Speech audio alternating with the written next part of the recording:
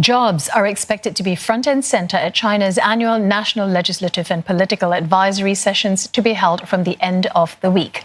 With the pandemic forcing record unemployment in the US, the picture for China is not expected to be much prettier.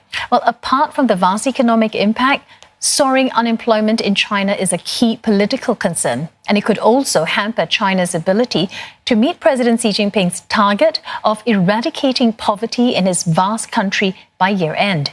So how bad could unemployment in China be?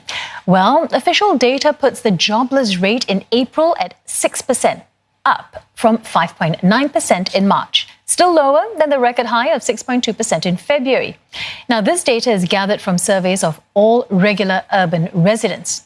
But experts say that the data largely excludes the roughly 291 million rural migrant workers, and they are mainly employed in the low-wage sectors with few benefits and little job security. So this group will be the most vulnerable.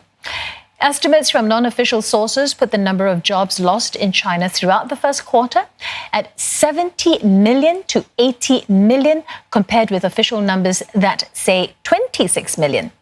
Nomura forecasts China could lose 18 million jobs in the second quarter just from slumping exports alone, with the US and Europe not fully reopened from their lockdowns. Now, factor in too that the record number of new graduates, 8.7 million of them, also now looking for jobs. More students will return from overseas as well because their studies were disrupted or their visas revoked. In 2018, about 500,000 overseas graduates returned to China. To make matters worse, the pandemic has spotlighted the risk of relying on China for the world's main source of raw materials and competitively priced labor. Countries have now hastened the relocation of their factories away from China.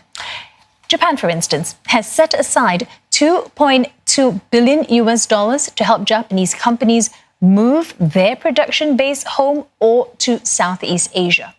So if more countries follow suit, more manufacturing jobs in China will disappear. And despite the sector employing fewer people since 2015, with automation advancing, the manufacturing sector remains one of China's biggest source of employment. In 2018, more than 70 million people were employed in manufacturing.